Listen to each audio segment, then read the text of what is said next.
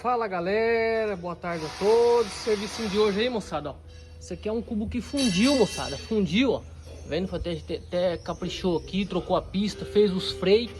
E aí o cliente ia mandar embuchar, né? Refazer no torno o cubo, onde desgastou, mas aí ele preferiu trocar um novo. Comprou um novo, já bati as capas, tudo zero, os rolamentos aí, ó.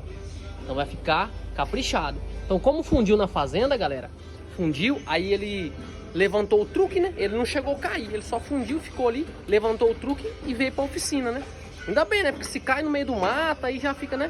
Então a gente chegou aqui, aí o cubo tinha arrebentado tudo, ele ia mandar refazer a base do retentor e das capas.